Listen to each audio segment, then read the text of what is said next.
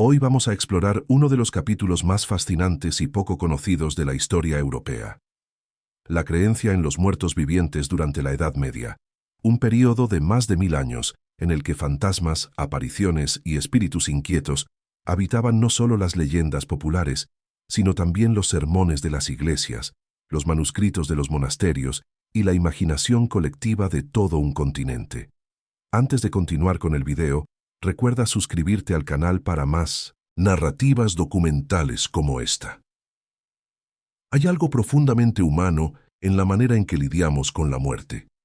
Desde los primeros registros de la civilización, los seres humanos han intentado comprender qué sucede cuando la vida se termina, a dónde van aquellos que parten y si, de alguna forma, pueden regresar.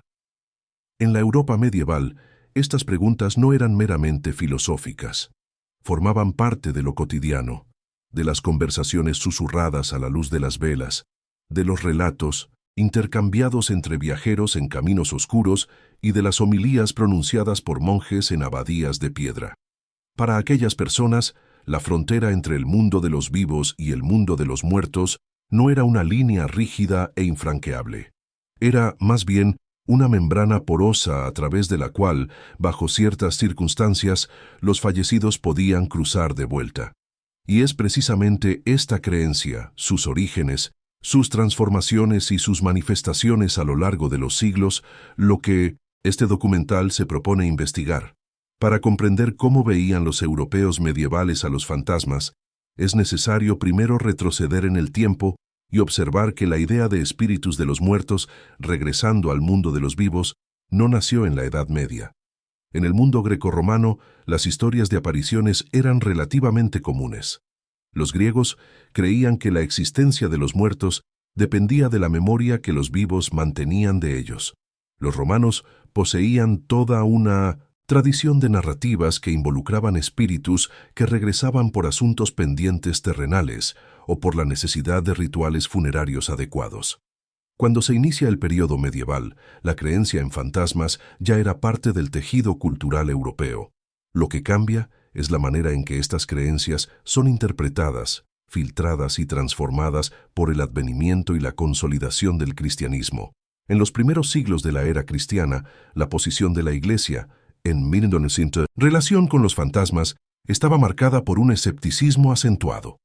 Diversos pensadores y autoridades eclesiásticas rechazaban la posibilidad de que los muertos pudieran regresar en forma espiritual al plano terrestre. Tertuliano, el prolífico teólogo cartaginés que vivió entre los siglos II y III, fue uno de los más enfáticos en esta posición. En su obra De Anima, sobre el alma, reconoció la existencia de una vasta literatura sobre fantasmas, pero descartó estos relatos como fraudes, producto de la superstición pagana. Para Tertuliano, la explicación era relativamente simple. Cualquier aparición que las personas juzgaran ser el espíritu de un muerto era, en realidad, obra del demonio. Los diablos, según él, poseían el poder de la mentira y del engaño, y era por medio de este poder que creaban simulacros de los fallecidos para engañar y corromper a los vivos. La historia bíblica de la bruja de Endor, que supuestamente invocó al espíritu del profeta Samuel a petición del rey Saúl, era interpretada por Tertuliano no como una genuina resurrección espiritual, sino como un fraude demoníaco. Dios no permitiría, argumentaba él, que el alma de un profeta fuera convocada por un demonio. Agustín de Hipona, tal vez el más influyente de los padres de la Iglesia, profundizó en esta reflexión. En sus escritos, particularmente en la obra De Cura Pro Mortuis Gerenda, sobre el cuidado que se debe tener con los muertos, rechazó la idea de que los muertos comunes pudieran regresar. El alma, al separarse del cuerpo, no carga consigo materia física que pueda ser percibida por los sentidos humanos.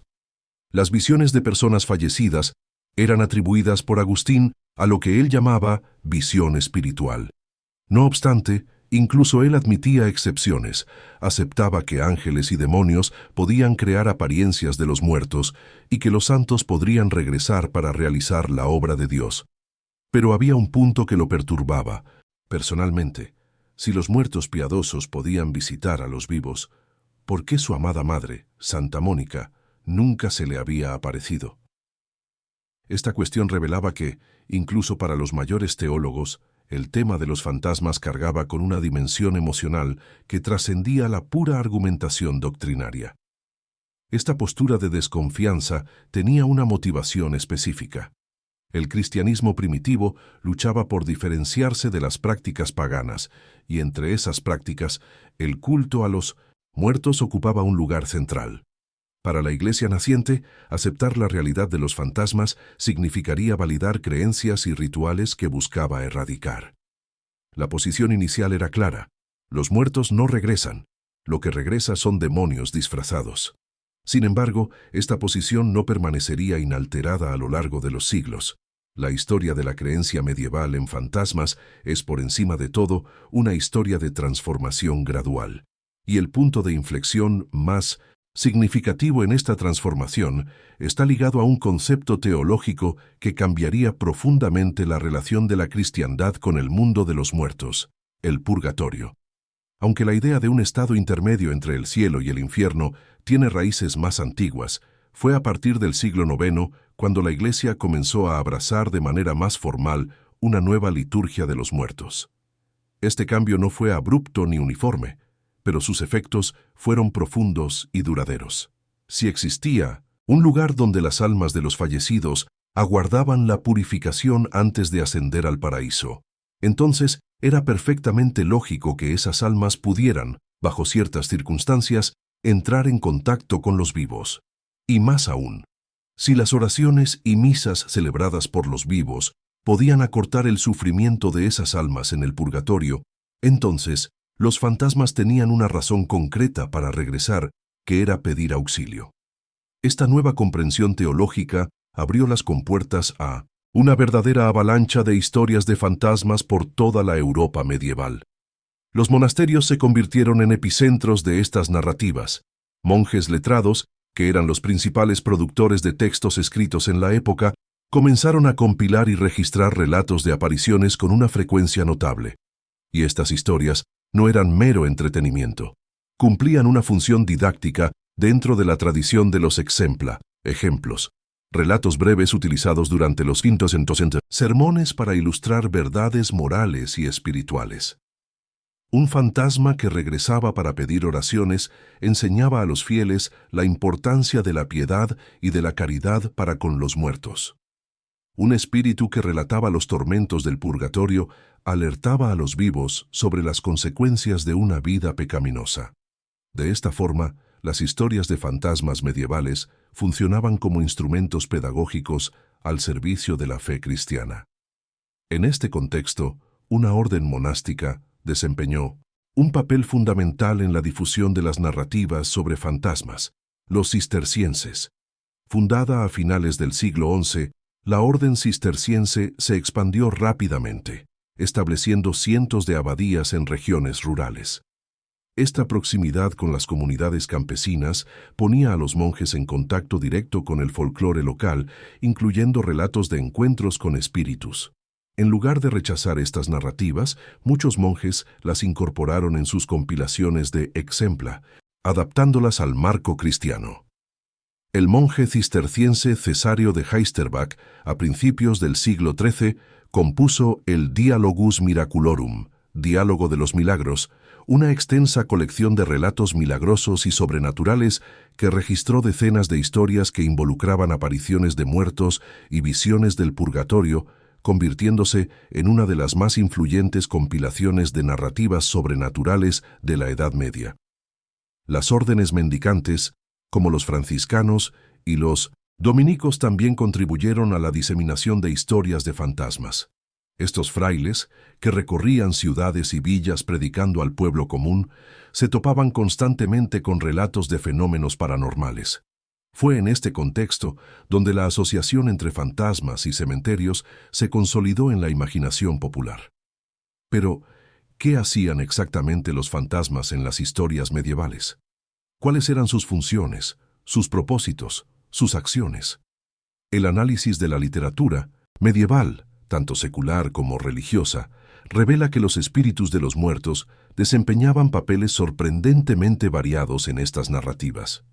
La función más común, como ya se mencionó, era la didáctica. Los fantasmas surgían para enseñar algo a los vivos, ya fuera por medio de un ejemplo moral, de un aviso sobre las consecuencias del pecado o de una petición que revelaba la importancia de la caridad y la piedad. En este sentido, el fantasma medieval era, con frecuencia, una figura más triste que aterrorizante, más suplicante que amenazadora. Era el alma de alguien que había cometido errores en vida y ahora buscaba desesperadamente la redención por medio de la intercesión de los vivos. Una segunda función recurrente era la de advertencia. Los fantasmas que ya habían cruzado el velo entre la vida y la muerte poseían, según estas narrativas, un conocimiento privilegiado sobre lo que aguardaba al otro lado. Regresaban para alertar a los vivos sobre los peligros de una vida desordenada, sobre la realidad de los tormentos que esperaban a los pecadores impenitentes y sobre la urgencia de prepararse adecuadamente para la muerte. Esta función de advertencia revela una de las diferencias más marcantes entre las historias de fantasmas medievales y las modernas.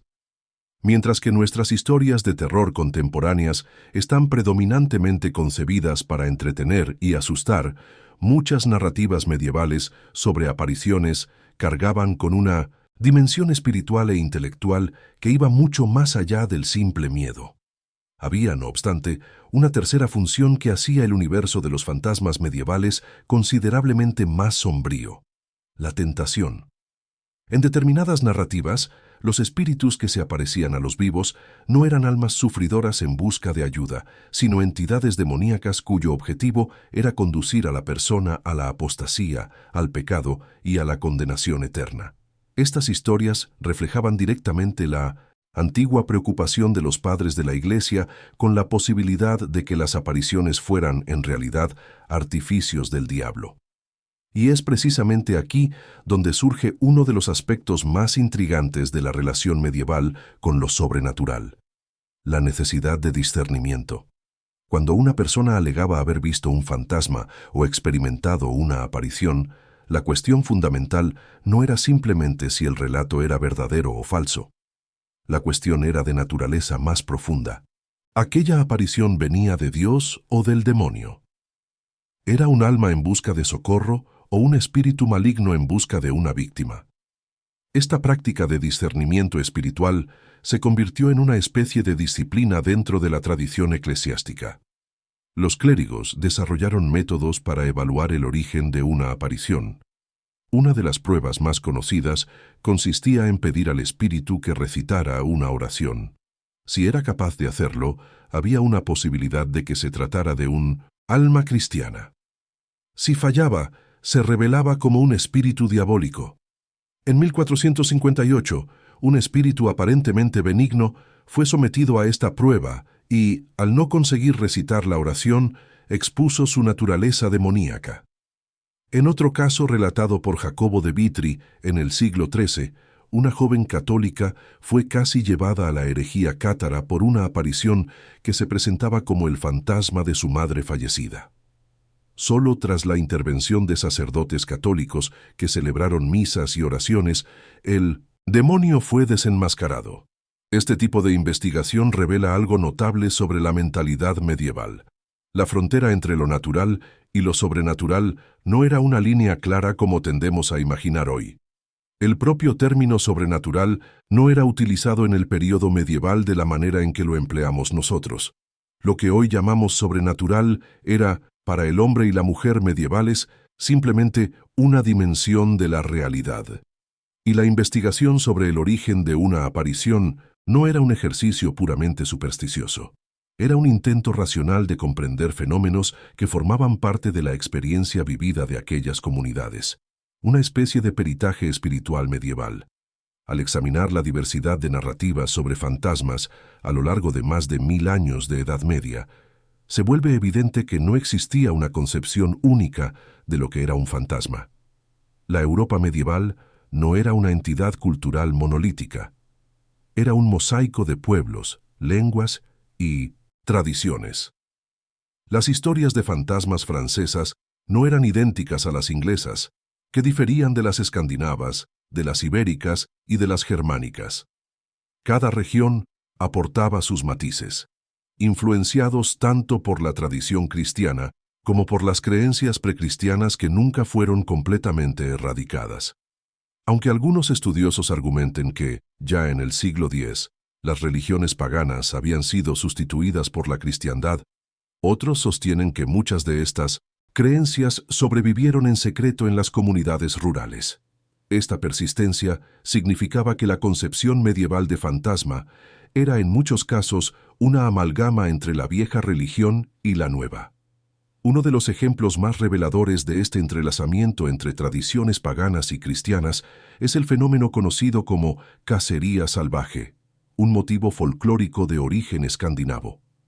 En la tradición nórdica original, era una procesión espectral de espíritus, frecuentemente liderada por Odín, que atravesaba los cielos en noches de tormenta.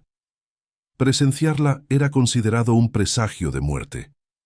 Cuando fue absorbida por la cultura cristiana, la cacería salvaje fue reinterpretada como una procesión de almas del purgatorio o una manifestación demoníaca. La versión más famosa de esta adaptación es la cacería de Hellequín, registrada por el cronista anglo-normando Orderico Vital en el siglo XII. Esta capacidad de transformación y adaptación es, de hecho, una de las características más marcantes de las narrativas medievales sobre fantasmas. Y es en este punto donde la discusión conduce a uno de los elementos más sorprendentes de estas historias: la apariencia de los fantasmas. Si alguien de nuestro tiempo pudiera mostrar a una persona medieval la imagen típica de un fantasma moderno, esa figura translúcida flotando en el aire, es probable que el hombre medieval no la reconociera. En la tradición medieval, muchos fantasmas no eran etéreos, eran corpóreos, físicos, tangibles, más similares a lo que hoy llamaríamos muertos vivientes. Había relatos de apariciones más etéreas, pero la tradición de fantasmas con presencia física era fuerte. Además, los espíritus demostraban la habilidad de cambiar de forma, transformándose en animales, bolas de luz o figuras deformes. Esta capacidad, aunque presente en la literatura fantástica moderna, raramente está asociada a fantasmas en nuestra cultura contemporánea. Para comprender cómo se manifestaba todo esto concretamente, vale la pena examinar una de las colecciones más extraordinarias de historias de fantasmas del período medieval: los cuentos registrados por un monje anónimo en la abadía de Byland, en Yorkshire, Inglaterra. Byland fue una de las mayores abadías cistercienses de Gran Bretaña, fundada en 1135 y absorbida por la Orden Cisterciense en 1147. A finales del siglo XIV, la abadía era descrita como una de las 3 luces brillantes del norte de 1900 Inglaterra. Fue en este ambiente monástico, inmerso en las tradiciones y el folclore de Yorkshire, donde un monje cuyo nombre nunca fue registrado tomó una decisión que, siglos más tarde, revelaría un valor inestimable para la comprensión de la mentalidad medieval. En las páginas en blanco de un manuscrito producido entre los siglos XII y XIII, que contenía principalmente copias del Elucidarium, Elucidario y tratados de Cicerón, este monje escribió, a principios del siglo XV, una serie de 12 historias de fantasmas. El manuscrito se encuentra hoy en la Biblioteca Británica de Londres, catalogado como Royal MS-15 A20. Estas historias permanecieron prácticamente desconocidas hasta 1922, cuando el anticuario y célebre autor de cuentos de terror M. R. James las transcribió y publicó en la English Historical Review, revista histórica inglesa, atrayendo la atención del público moderno. Los cuentos de Byland son notables por diversas razones. En primer lugar, están ambientados localmente, en las villas y valles rurales de North Yorkshire, describiendo a personas reales con nombres reconocibles y situaciones cotidianas de la vida campesina inglesa a principios del siglo XV. Aunque escritos en latín, la lengua de la Iglesia, las historias reflejan claramente una tradición oral circulante en la región, relatos que el monje probablemente escuchó de habitantes locales y de sus propios cofrades más ancianos. Los fantasmas de estas historias no son las fuerzas malignas que buscan destruir a la humanidad como en las películas de terror modernas. Son en su mayoría personas comunes de la comunidad que murieron sin confesar sus pecados, sin corregir injusticias o sin prepararse adecuadamente para una buena muerte. Son almas que no consiguen encontrar paz y que regresan de las tumbas para buscar ayuda de los vivos. Los pecados que atormentan a estos espíritus son, en su mayoría, sorprendentemente mundanos. En uno de los relatos, el fantasma es perseguido por una cuestión de meros 6 peniques. En otro, el espíritu de un canónigo del priorato de Newburgh sufre tormentos por haber robado cucharas de plata. En un tercer relato, un trabajador rural es castigado por haber alimentado a los bueyes de su señor con exceso de maíz y por haber permitido que araran la tierra de manera demasiado superficial. Estas narrativas revelan una visión del mundo en la cual incluso las pequeñas fallas morales poseen consecuencias que se extienden más allá de la muerte. Una perspectiva que debía ejercer un poderoso efecto sobre los fieles que escuchaban estas historias durante los sermones. Pero es en la descripción física de los fantasmas y en la mecánica de sus apariciones donde los cuentos de Byland se vuelven verdaderamente extraordinarios para los estándares modernos. En una de las historias, por ejemplo, el fantasma no habla por medio de cuerdas vocales, como lo haría una persona viva. En su lugar, la voz emana de sus entrañas, que están vacías y funcionan como una especie de cámara de resonancia.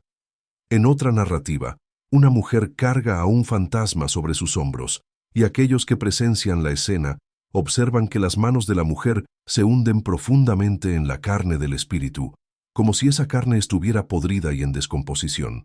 Estas descripciones refuerzan la idea de que muchos fantasmas medievales poseían una presencia física inquietantemente concreta, muy distante de la imagen etérea e intangible que asociamos a los fantasmas hoy. Entre los 12 cuentos hay una narrativa particularmente envolvente que merece atención especial. Se trata de la historia de un viajero que, caminando por una carretera rural, se topa con la aparición fantasmagórica de un caballo. El animal espectral no se comporta como un caballo normal. Se yergue sobre las patas traseras, levantando las delanteras en el aire de manera amenazadora. El viajero, asustado, intenta ahuyentar a la criatura invocando el nombre de Jesucristo, como prescribían las enseñanzas de la época. El caballo fantasma, entonces, comienza a seguirlo, y en determinado momento se transforma en una bola de luz, en una demostración clara de la capacidad de metamorfosis que tantas narrativas medievales atribuían a los espíritus. Esta historia ilustra no solo la creencia en la corporalidad de los fantasmas, sino también la convicción de que la invocación del nombre divino era la principal herramienta de los vivos contra las fuerzas sobrenaturales. Otro relato notable de la colección involucra a James Tankerley, un antiguo rector de la parroquia de Kirby, cuyo espíritu deambulaba por la noche hasta su antigua parroquia. Perturbados por estos relatos, los monjes exhumaron el ataúd de Tankerley y obligaron a un hombre local a transportarlo hasta el lago de Gormir para lanzarlo al agua. Cuando los bueyes que tiraban de la carreta se acercaron al lago, se asustaron tanto que casi se ahogaron. El monje que registró esta historia la cerró con una oración pidiendo que no fuera puesto en peligro por haber escrito tales cosas, pues había escrito solo lo que había oído de sus ancianos. Esta oración revela la tensión que existía en la mente del propio monje entre la obligación de registrar estos relatos y el miedo de que el acto de escribirlos pudiera atraer fuerzas malignas. Los cuentos de Byland forman parte de una tradición mucho más amplia. Los estudiosos han identificado similitudes entre algunas de estas historias y el folclore escandinavo sobre los revenants, aparecidos, los muertos que regresan físicamente de sus tumbas. M. R. James observó que algunas narrativas poseían ecos de los cuentos populares daneses recolectados por Evald Tang Christensen. Esta conexión no es sorprendente, dado que Yorkshire fue profundamente influenciada por la cultura nórdica durante la era vikinga. Pero sería un error pensar que todas las historias de fantasmas medievales tenían una función exclusivamente didáctica. Aunque muchas fueron concebidas para servir como exempla en sermones, había también narrativas cuyo propósito principal era simplemente asustar. El monje de Byland parecía estar más interesado en registrar los detalles macabros y fantásticos de las apariciones que en extraer conclusiones morales. En este sentido, estos fragmentos de leyenda popular guardan una semejanza con la noción moderna de historia de fantasmas como narrativa de entretenimiento. Esta dualidad entre lo didáctico y lo aterrorizante es una de las tensiones más fascinantes de las narrativas medievales sobre fantasmas. Al ampliar la mirada más allá de Inglaterra y de Byland, se encuentra un paisaje aún más rico de narrativas sobre fantasmas. En la tradición literaria artúrica, los espíritus de los muertos desempeñan papeles importantes. En el texto The Adventures of Arthur, Las aventuras de Arturo, del siglo XIV, la madre de la reina Ginebra aparece como un fantasma durante una cacería, presentándose como una figura putrefacta y cubierta de sapos y serpientes. Un retrato que servía como advertencia sobre los peligros de la vanidad. En la tradición germánica, Henry Buschmann, muerto 40 años antes, se apareció a su nieto en 1436, inicialmente en forma de perro, revelando después detalles sobre su existencia en el purgatorio. Estas historias, provenientes de diferentes rincones de Europa, comparten elementos comunes que revelan preocupaciones universales. El miedo a la muerte sin redención, la ansiedad sobre el destino del alma y la búsqueda de certezas en un mundo repleto de incertidumbres. Pero también exhiben una notable diversidad regional, moldeada por las tradiciones locales y por el grado de interacción entre el cristianismo y las creencias precristianas. A lo largo de los siglos, la creencia en fantasmas en la Europa medieval pasó por transformaciones significativas. Lo que comenzó como escepticismo por parte de las autoridades eclesiásticas evolucionó gradualmente hacia una aceptación cautelosa, mediada por la teología del purgatorio y por la práctica del discernimiento espiritual. Esta aceptación, a su vez, alimentó una producción cada vez más abundante de narrativas sobre apariciones, que se extendieron por monasterios, iglesias, cortes y comunidades rurales en todo el continente. Al final de la Edad Media, la creencia en Minionisintue, fantasmas, estaba firmemente arraigada en la cultura europea, preparando el terreno para su presencia en la literatura renacentista y moderna. El puente más emblemático entre el fantasma medieval y el moderno es la aparición del rey danés en la más famosa tragedia de la literatura occidental. Cuando el espíritu del monarca fallecido surge en las murallas de un castillo para revelar la verdad sobre su muerte y exigir venganza, encarna elementos que definieron al fantasma en la tradición medieval: el regreso motivado por un asunto pendiente terrenal, la comunicación con los vivos y la ambigüedad sobre su verdadera naturaleza. Esta escena es, en muchos aspectos, heredera directa de las historias contadas por monjes cistercienses siglos antes. La investigación sobre los muertos vivientes en la Europa medieval revela algo que trasciende el período histórico. Muestra que la relación de la humanidad con la muerte y con la posibilidad de una existencia más allá de ella es una constante que atraviesa culturas y épocas. Los fantasmas medievales, con sus formas corpóreas, sus transformaciones, sus peticiones de oraciones y sus avisos del más allá, pueden parecer diferentes de los espíritus que pueblan nuestras películas y novelas. Pero bajo esas diferencias hay una continuidad profunda. Tanto el campesino de Yorkshire que relataba al monje de Byland su encuentro con un espíritu como el espectador moderno que asiste a una película de terror comparten algo esencial: la percepción de que la muerte no es necesariamente el fin, y que los muertos, de alguna forma, permanecen entre nosotros. Esta percepción, al mismo tiempo consoladora y aterrorizante, es el hilo más duradero que conecta nuestro mundo con el mundo de aquellos que vivieron hace siglos, en un tiempo en que las abadías eran de piedra, las noches eran oscuras y los muertos podían caminar entre los vivos. Si esta jornada a través de los siglos despertó algo en ti, si en algún momento de este recorrido sentiste ese escalofrío de quien se asoma a los misterios del pasado, Entonces tal vez los espíritus medievales hayan cumplido, una vez más, su antigua misión de alcanzar a los vivos. Suscríbete al canal para que podamos continuar trayendo hasta ti estas narrativas que rescatan del silencio de los siglos las voces de quienes vinieron antes que nosotros. Deja tu comentario contando qué aspecto de esta historia más llamó tu atención, dale a me gusta al video y compártelo con aquellos que, al igual que tú, creen que el pasado aún tiene mucho que enseñarnos. Al fin y al cabo, como sabían los monjes de Byland, hay historias que necesitan ser contadas para que no se pierdan para siempre.